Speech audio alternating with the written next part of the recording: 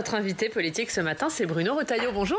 Bonjour. Merci beaucoup d'être avec nous, sénateur de la Vendée, président du groupe Les Républicains. Ici au Sénat, on est ensemble pendant un peu plus de 20 minutes pour une interview en partenariat avec la presse quotidienne régionale, représentée par votre presse quotidienne régionale, Ouest France. Bonjour Stéphane Vernet. Bonjour Ariane. Et on commence par ce qui s'est passé hier dans votre parti, Bruno Retailleau. Le calendrier et la méthode de Christian Jacob ont été confortés. On va en parler. Il y aura un congrès le 25 septembre. Jean Leonetti travaille à un système de rassemblement. C'est ce que dit Christian Jacob. Il appelle néanmoins les candidats à la responsabilité, à trouver un accord. S'il n'y a pas d'accord, il y aura un système de rassemblement mis en place. Désignation du candidat en novembre. Est-ce que vous avez échoué finalement hier à imposer la primaire de la droite et du centre, la primaire ouverte que vous souhaitiez? Pour l'instant, on a réussi à se rassembler derrière cette motion. Grosso modo, le calendrier de Christian Jacob, que je trouve, c'est vrai, trop repoussé, hein, je l'ai souvent dit, mais aussi on a mandaté Jean Leonetti pour étudier les modalités d'une primaire. Ce que je veux dire sur le fond, et en prenant un peu de hauteur, c'est que ma famille politique vient de gagner 4 élections, territoriales et nationales. Les municipales, il y a un an, les sénatoriales, les régionales, les départementales. Ceux qui ont échoué, c'est Emmanuel Macron avec En Marche et c'est Marine Le Pen avec le Rassemblement national. C'est-à-dire que les deux pour lesquels ces élections étaient un fiasco, ce sont les deux qu'on voudrait tout faire croire comme composant finalement la mise en scène du second tour de l'élection présidentielle. Mais les Français n'en veulent pas. Donc on a notre responsabilité, et cette responsabilité, elle est importante. Elle exige de nous, puisque nous sommes les seuls, les Français ne veulent pas ce face-à-face, donc, et nous sommes les seuls à pouvoir porter une alternative. J'ai toujours pensé que, puisque aucun candidat naturel ne s'impose aujourd'hui, il y a des candidats à l'extérieur de LR, Valérie Pécresse, Xavier Bertrand qui lui est déjà déclaré, et puis à l'intérieur. Bien. J'ai toujours considéré que le départage, la primaire, c'était une façon moderne. Tout le monde s'est dit, voilà, il y a trop peu de participation, il y a trop d'abstention. Moi, ce que je propose, c'est le vote. Parce que dans une démocratie moderne, quand il y a un différent, quand personne ne s'impose, bah c'est le vote. C'est le vote qui départage les personnalités, qui départage les projets. On ne peut pas vouloir plus de participation et ne pas vouloir que nos militants, nos sympathisants, puissent participer. Mais j'ai bien vu hier encore qu'on est assez divisé sur la question des primaires. Parce que pour beaucoup, ils ont associé la défaite de François Fillon à la primaire. C'est une erreur d'analyse. Une grosse erreur d'analyse. C'est l'erreur que fait Christian Jacob, notamment pour vous? Je crois que dans le parti politique, c'est bien au-delà. Bien au-delà. Je pense que c'est ce qui lui avait permis d'avoir un élan et qui lui a permis ensuite, malgré une campagne, et vous en souvenez, qui avait été très très difficile à cause des affaires, qui lui avait permis de faire les 20%. Donc moi je veux qu'on se rassemble. Et je pense que dès lors qu'il n'y a pas de candidat naturel, l'unité, on doit la rechercher dans une compétition qui soit apaisée. J'ai fait des propositions d'ailleurs sur les modalités, un scrutin à un tour, préférentiel, etc. Peu importe, c'est de la technique. Ça n'a pas été retenu. Je n'y reviens pas. Ah non, je pense que dans les modalités que prévoit, par exemple, il nous l'a dit hier, Jean Leonetti, il retient, lui, évidemment, qu'une primaire, si elle doit avoir lieu à un tour, parce que c'est entre les deux tours que les fractures, les divisions se sont avivées. Donc mais voilà, pas une primaire ouverte ou une primaire fermée, c'est ça, réservé aux seuls militants? Non, il faut une primaire ouverte. Il faut. Vous la redemandez ce matin, la primaire ouverte? Il faut une primaire ouverte. J'avais proposé, moi, par exemple, que on ait par exemple les sympathisants qui puissent s'inscrire dans un fichier avec une cotisation pour qu'il y ait une démarche bien plus volontaire qu'elle ne l'était en 2016. Mais je crois que si on n'a pas cette compétition franche, loyale, je pense que on va pas aboutir. Et il y a un énorme risque. Et je pense qu'il y a pourtant une espérance qui s'est levée chez les Français. Et c'est nous qui sommes porteurs de cette espérance. Je crois qu'Emmanuel Macron aura un très mauvais bilan. Les Français veulent de l'ordre, de la sécurité. Nous sommes ce parti, cette famille politique qui incarne cette autorité. Ils veulent aussi non plus, la discrimination positive, le bac au rabais. Ils veulent la méritocratie, le mérite républicain. Ils veulent aussi non plus l'appauvrissement, le déclassement économique des Français, mais ils veulent la prospérité. Et nous pouvons incarner cela, vraiment. Il faut se rassembler, je pense, et je l'ai toujours dit. Vous voyez, on parle beaucoup de primaire. D'ailleurs, c'est mieux, puisqu'il y a un an, j'étais seul à en parler. Mais pour moi, c'est une méthode, et en tout cas, si on ne participe pas ensemble à cette méthode-là, ce que je crains, c'est qu'on n'aura pas d'équipe de France. Moi, je veux une équipe de France.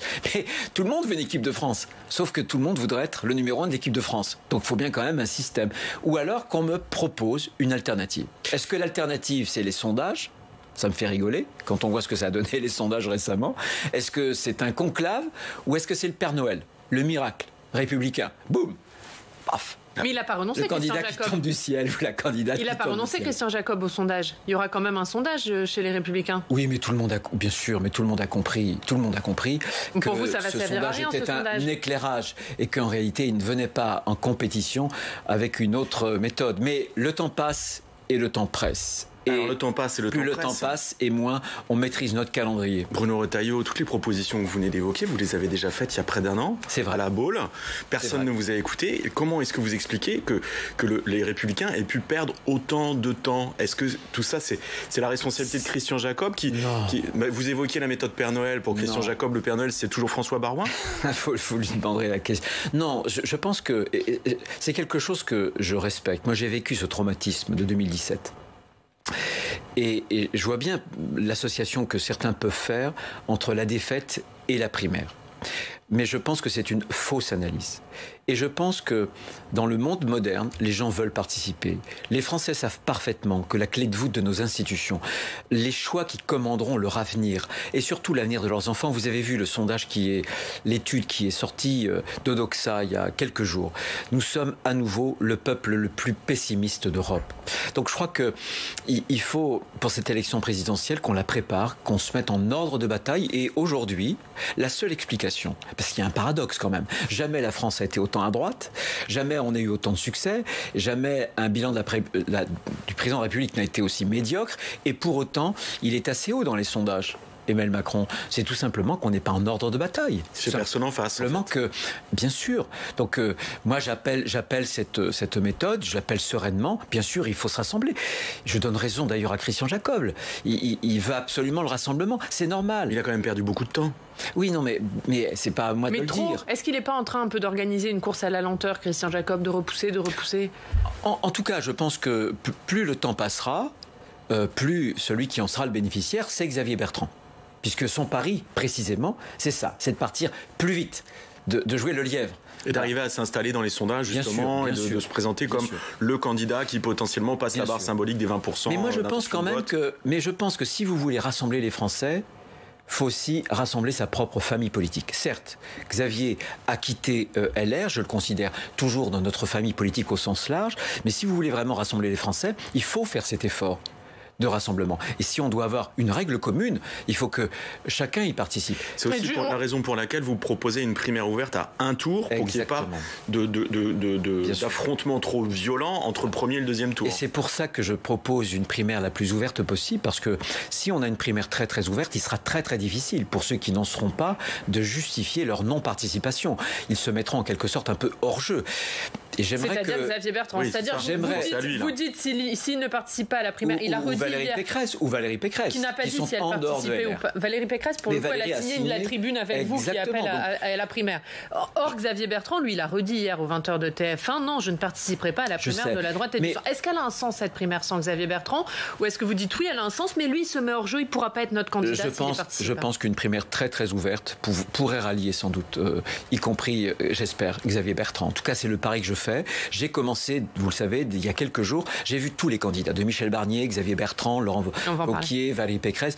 Il faut faire ce travail. Moi, je veux être un facteur de rassemblement. Je suis un président de groupe. Dans mon groupe, il y en a qui ont une sensibilité proche des uns ou des autres. Je veux d'abord préserver l'unité du groupe parce que le rôle du Sénat, il est fondamental. C'est le seul pôle, de contre-pouvoir. Pour la démocratie, c'est fondamental, un contre-pouvoir. Et Dieu sait si le pouvoir macronien est très jupitérien. bien. Donc je pense qu'il faut préserver cela, mais je serai un facteur d'unité. Mais ça veut dire que vous croyez encore au fait que Xavier Bertrand peut participer à cette primaire ? Pour vous, c'est pas exclu ? Si la primaire est suffisamment ouverte, ça lui sera très très difficile de rester en dehors. C'est ce que je crois.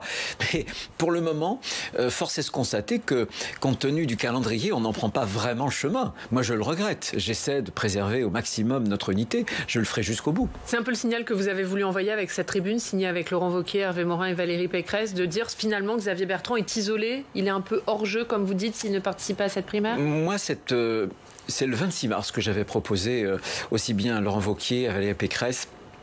Et j'en avais parlé lors d'un déjeuner à Christian Jacob. Je lui avais dit, écoutez, on laisse passer les régionales, je comprends parfaitement, mais aussitôt après, il y aura une prise de position publique parce que c'est important. Il faut trouver un moyen, je pense qu'il y a beaucoup de Français qui comptent sur nous, il ne faut pas les décevoir, il faut se rassembler et il faut que chacun, on prenne notre responsabilité. Mais un engagement, c'est que quoi qu'il arrive, il faudra néanmoins qu'il y en ait un seul, parce que sinon ça sera l'élimination. Et il faudra se regrouper et il faudra de toutes nos forces, quel qu'il soit, il faudra l'aider. Vous risquez l'élimination, comme vous dites, s'il y a plusieurs candidats à la présidentielle à droite pour l'année prochaine. Mais avant ça, est-ce que les Républicains risquent l'implosion dans cette histoire ? Est-ce que le parti peut se désagréger du fait de ces dissensions internes ? Non, parce que quand je vous parlais des municipales, des sénatoriales, des régionales et des départementales, c'est fondamental de garder une force. Certes, les partis n'ont pas la même force, n'ont plus la même force qu'autrefois, parce que on est dans une société hyper individualisée, parce que je pense qu'il faut qu'on soit capable de développer d'autres modes d'appartenance, par exemple des communautés numériques. C'est ce que j'ai essayé de faire aussi dans le cadre de Force républicaine. Donc les partis doivent se renouveler. Mais un parti, c'est néanmoins une force. On le voit bien à ces élections, parce que les militants, parce que le fait de réfléchir à un certain nombre de questions, parce que la Constitution, l'article 4, voilà, c'est que donne aux partis politiques, c'est la première Constitution des Républiques françaises qui a reconnu les partis politiques, un rôle pour l'expression du suffrage universel qui est important. Mais on doit se renouveler et je pense qu'on doit faire participer au-delà même nos militants. On a 75 000 militants, c'est beaucoup par rapport à d'autres partis, c'est une vraie force et je veux les saluer. Mais s'ils veulent gagner, et pour gagner, il faut aussi agréger nos sympathisants, nos électeurs. Et est-ce qu'il faut forcément un candidat issu des Républicains ? Est-ce que si cette primaire a lieu, vous dites les Républicains ne pourront pas soutenir Xavier Bertrand ? Parce que lui, quand on l'entend, il est complètement en dehors des Républicains et visiblement, il ne cherche pas trop à faire un pas vers vous. Il dit moi, j'ai quitté le parti politique, c'est pas pour entrer dans une logique qui est la leur. Mais ce que je pense, moi, c'est que cette élection présidentielle, elle est fondamentale. Je pense qu'il y a cet espoir, j'en ai déjà parlé. Mais très franchement, on peut relever le défi. On ne peut le faire que si ce n'est pas une chevauchée solitaire. On a vu ce qu'était une chevauchée solitaire avec Emmanuel Macron. Ça mène à rien, finalement. Ça mène pas à grand-chose. Et lui, il est dans une chevauchée solitaire à l'heure actuelle. Et pour l'instant, il est dans cette démarche solitaire. Il faudra que tôt ou tard, moi, je préfère, bien sûr, que le candidat qu'on soutiendra à l'élection présidentielle porte la marque de notre famille politique, gaulliste. Bien sûr, je le préfère. C'est une sorte de patriotisme, vous voyez. Mais je suis pas non plus totalement obtus. Et si notre famille politique, au sens très très large, se range derrière un candidat qui n'est pas cette étiquette, bien, moi je travaillerai. Je pense qu'il faut tourner la page du quinquennat Macron. Vous l'avez rencontré, Xavier Bertrand, la semaine dernière, vous l'avez dit. Est-ce qu'il vous a proposé de le rejoindre ? Non, écoutez, quand on commence à discuter en tête-à-tête, la première condition, c'est la confidentialité. Sinon, on n'a pas la même franchise. Mais c'est pas non. Sinon, on n'a pas la même franchise. Voilà. Donc, je les ai rencontrés, j'ai discuté avec eux, et tous veulent faire une équipe. Chacun veut, bien sûr, y compris moi peut-être d'ailleurs, être le premier de l'équipe. Mais pourquoi peut-être ? Parce que Xavier Bertrand, lui, il a le mérite d'être clair. Il dit, moi, je suis candidat à la présidentielle. Est-ce que vous le dites aussi clairement, Bruno Retailleau ? Ça n'est pas un mérite. Non, il a pris ce pari de partir seul. Moi, j'en appelle au collectif. De toute façon, ni lui, ni aucun autre, aucun. Vous m'entendez bien, parce que le défi, il sera rude quand même, de faire turbuler le fameux face-à-face. Ben, s'il n'y a pas de collectif, ça sera la défaite. Mais est-ce que vous dites clairement, oui, moi aussi, j'ai envie d'être candidat à la présidentielle ? Eh bien, il y a d'abord la question des primaires, pour moi, que j'ai toujours mis dans mon agenda, puisque mon analyse, c'est que sans les primaires, c'est compliqué. Vous êtes candidat aux primaires, donc à la présidentielle. Voilà, c'est ce que j'ai toujours dit. Un dernier mot sur la droite, parce que vous dites depuis des mois, vous avez même écrit un livre à ce sujet, que la reconstruction de la droite, elle doit passer par le projet, elle doit passer par les idées. Est-ce qu'aujourd'hui, encore une fois, les querelles d'ego et les questions de personnes ne sont pas en train de mettre ce projet au second plan et de le rendre inaudible ? Mais justement, je pense qu'une méthode de départage, c'est une façon de départager des projets. Moi, je pense qu'on doit converger pour essayer d'avoir des réponses sur les deux grandes angoisses françaises.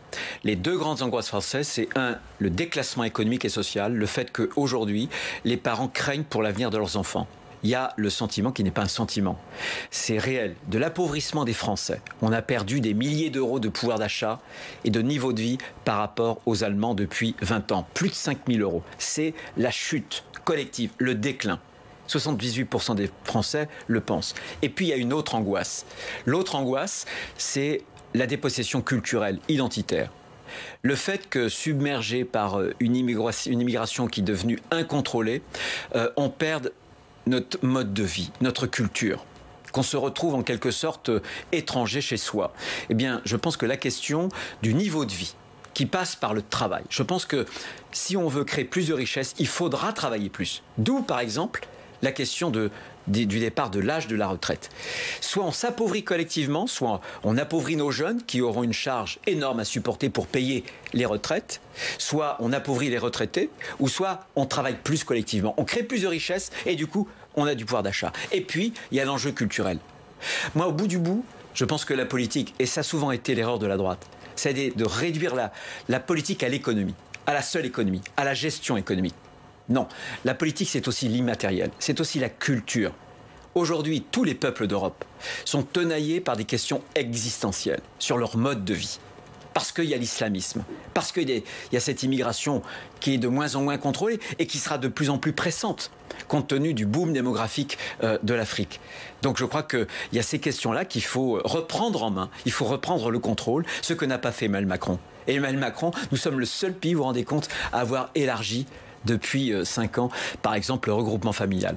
Le désordre, l'insécurité. J'ai constaté, quand j'ai fait les sénatoriales, que des maires de communes, chez moi en Vendée, d'un peu plus de 1000 habitants, s'équipaient en caméras de vidéoprotection. C'est un phénomène. Et même ce week-end, dans un certain nombre de villes, il y a eu des affrontements entre des policiers et des bandes de jeunes. Et qu'est-ce qu'on fait ? Il y a un problème de laxisme judiciaire. Ce n'est pas un problème d'effectif de police. C'est d'abord un problème de réponse judiciaire. Est-ce qu'on aura le courage, oui ou non, de dire aux Français ce que nous pensons ? Voilà, trop souvent, la droite a rasé les murs. Parce qu'elle était, si j'ose dire, tétanisée par les injonctions de la gauche. Bien, le moment est venu de redresser la tête. Raser les murs, et ça veut dire laisser le champ libre au Rassemblement national Mais bien sûr. On a quitté nos convictions pour plaire, pour répondre aux journalistes sur les plateaux de télévision, voilà, dans le bon sens, dans le sens du politiquement correct, pour faire plaisir à un certain nombre de personnalités du microcosme. Et on a abandonné l'idée de la patrie, l'idée du fait de pouvoir contrôler les frontières. On l'a vu, regardez le virus. Les pays qui s'en sortent le mieux sont des pays qui ont tenu leurs frontières. La frontière, c'est pas quelque chose de négatif. Dans une maison, vous avez des murs, cela vous protège. Et vous avez une porte aussi avec une entrée. Je suis pas pour une immigration zéro. Je suis pour qu'on reprenne le contrôle. Pour le peuple français. Parce que cette grande question est sans doute depuis 40 ans celle qui a le plus profondément bouleversé notre société. Et or, c'est la question qui a été écartée de la délibération du peuple français. C'est incroyable. C'est pas moi qui le dis, c'est un grand philosophe, plutôt d'ailleurs qui n'est pas de ma sensibilité politique, qui est Marcel Gauchet. Autre sujet, vous venez de parler de la frontière, tenir la frontière du virus. On voit qu'il y a 3 régions dans lesquelles le variant Delta devient majoritaire. Le Premier ministre a écrit au président de groupe parlementaire la semaine dernière en leur demandant leur avis sur un certain nombre de points par rapport à la vaccination obligatoire, l'extension du pass sanitaire et l'instauration ou le renforcement des processus de quarantaine, d'isolement. Quelle a été votre réponse ? Vous deviez répondre hier, si je ne m'abuse, notamment sur la vaccination obligatoire. Quelle est votre position officielle sur ces questions ? Elle n'a pas varié. Simplement, j'ai dit au Premier ministre, arrêtons de considérer que chaque vague doit être la der des der. À chaque fois, on dit, voilà, on a gagné un pari, et puis ensuite on sombre dans le catastrophe. On aura une quatrième vague? Bien sûr, vraisemblablement. Cet été, à l'automne, pour vous, c'est quand? Je ne sais pas, je ne suis pas épidémiologiste, je suis conseillé par des gens qui sont épidémiologiques, parce que je pense que quand on est un homme politique, il faut aussi avoir des appuis, des conseils. Moi, sur la vaccination des personnels soignants, je suis très clair, puisque début décembre, Emmanuel Macron nous invite à déjeuner à l'Élysée avec les présidents de groupe sur la stratégie vaccinale, et je lui ai dit, il faut en priorité vacciner les fragiles, il faut en priorité l'obligation pour le personnel soignant de la vaccination. Et au-delà, par exemple les enseignants, d'autres catégories professionnelles. Je pense qu'au-delà, ça pose un problème, parce que dès lors que vous posez une obligation, vous devez voir si vous avez une sanction qui puisse vous permettre de faire respecter l'obligation, ce qui est quand même compliqué. Deuxième élément, je pense que sur le pass vaccinal, je ne suis pas pour l'open bar, pour par exemple les étrangers passent des tests gratuitement en France. C'est pas possible. On doit les faire payer. Et par exemple, payant à partir d'aujourd'hui. Pour les Français, je pense qu'on ne devrait avoir de tests gratuits que sur prescription médicale. Ça encouragera là aussi la vaccination. Mais la vaccination, c'est ce que j'ai dit au Premier ministre, ça n'est pas la seule arme. On se trompe, parce qu'on ne parviendra pas à l'immunité collective des 90% avant de longs mois. Ça veut dire qu'il y a l'autre pan, l'autre arme qu'on a délaissée en France. Tracer, séquencer, dépister, isoler. Je veux et il faut des hôtels quarantaine pour des gens qui seront infectés par le Delta. Il faut vraiment les isoler pendant 14 jours. On les paiera. Ça, c'est pas déjà trop tard ? Mais c'est toujours trop tard. Tracé par le rétrotraçage, comme font les Japonais. On peut, en dessous de 5000 cas, on peut le faire. Est-ce qu'on le fait vraiment ? Il faut séquencer. On est un élève médiocre sur le nombre de séquençages. Le séquençage, c'est ce qui permet... Il n'y a pas eu de progression. Mais dans la région des Pays de la Loire, il n'y a que les 2 CHU publics qui séquencent. Moi, je veux qu'il y ait aussi les labos privés. On fait la même erreur qu'on a fait il y a 1 an sur les tests. J'ai fait 2 autres propositions au Premier ministre. Première proposition, qu'on tire les leçons, puisque c'est l'hôpital qui a été le niveau de pilotage, si j'ose dire, des confinements, qu'on forme plus de réanimateurs. Est-ce que vous savez, l'an dernier, le décret qui impose le cursus, le numerus clausus, pour les élèves, les internes de médecine qui vont faire la réanimation, on est passé de 72 à 74. Or, il y a déjà un manque de 329 réanimateurs en France, et dans les 5 ans, 300 vont partir. Donc, n'attendons pas, essayons là aussi de débloquer le numerus clausus. Première proposition. Autre proposition, les écoles pourraient devenir des lieux justement de contamination. Je propose qu'on rende obligatoire les capteurs de CO2 dans les écoles. C'est ce qui permet, ça coûte moins de 100 €. Voilà, on équipe toutes les classes, des primaires, des collèges et des lycées, et quand ça devient rouge, ou quand il y a un petit signal sonore, on ouvre justement les fenêtres, on aère, parce qu'on sait désormais, avec des études scientifiques, que la propagation du virus se fait par les aérosols. C'est ça qu'il faut prévoir. Moi, j'attends du Premier ministre une attitude qui soit vraiment anticipatrice. Enfin, essayons de ne pas avoir toujours une guerre de retard vis-à-vis de ce foutu virus. On va parler du référendum climat, puisque Jean Castex a annoncé hier l'abandon du processus législatif sur ce référendum climat, rejetant la faute sur le Sénat qui n'a pas voté conforme avec les députés lundi soir. Qu'est-ce que vous pensez de ça ? Le scénario était écrit. Est-ce que vous pensez un seul instant qu'Emmanuel Macron voulait faire un référendum à quelques mois des présidentielles, sachant qu'un référendum, souvent les Français répondent non pas à la question, mais à celui qui pose la question. Non, c'était un coup de com'. Quelque part, qu'est-ce que vous dites ? Que ça l'arrange bien, ce vote du Sénat, Emmanuel Macron ? Mais bien sûr, c'est pour ça qu'il n'a pas bougé. Ils ont bloqué sur le terme de garantir. Le mot garantir a été dénoncé par le Conseil d'État. C'est pas le Sénat qui a voulu faire un coup politique. C'est Emmanuel Macron qui a fait un coup de com' vis-à-vis de la Convention citoyenne, qui l'a très mal noté, et on le comprend d'ailleurs, vis-à-vis de ses actions pour le climat. Et le Conseil d'État avait dit, attention, il y a d'énormes inconvénients. Et pour cela, le Sénat, heureusement, a fait obstacle. Pourquoi ? Pour 2 raisons. La première, c'est que le terme de garantie, c'était inoculé dans notre loi fondamentale, la Constitution, le virus de la décroissance pour nos entrepreneurs, pour les Français qui n'en veulent pas, et ça aurait accéléré l'appauvrissement de la France. C'est pas l'écologie que nous souhaitons, cette écologie autoritaire, punitive. La deuxième raison, c'était que le terme de garantie faisait qu'on aurait une jurisprudence, on aurait des juges qui se seraient prononcés, mais alors sur des décisions parfois contradictoires, et on laissait le pouvoir justement aux juges. Moi, je suis législateur. C'est aux législateurs de faire la loi. et non pas aux magistrats. Donc ce sont ces deux raisons qui nous ont amenés à bloquer. Si le gouvernement voulait vraiment un référendum, enfin le président de la République, il aurait par exemple mis le mot agir, favorise, préserve. On a un vocabulaire extrêmement riche. C'est pour ça qu'on est français, on aime la langue française. Mais vous les avez entendu, les attaques du gouvernement contre la majorité sénatoriale. Gabriel Attal, il est allé jusqu'à dire que vous étiez climato-sceptique. Qu'est-ce que vous répondez à ça ? Mais écoutez, un gouvernement qui était le plus condamné par la Cour de justice de l'Europe, par le Conseil d'État, par les magistrats de l'ordre judiciaire pour ses actions non efficaces vis-à-vis du climat, n'a pas de leçon à donner. Emmanuel Macron, c'est en 4 ans, 4 ministres de l'écologie. Comment voulez-vous qu'on puisse construire une politique de long terme en changeant de ministre pratiquement tous les ans ? Non, il a fermé par exemple Fessenheim.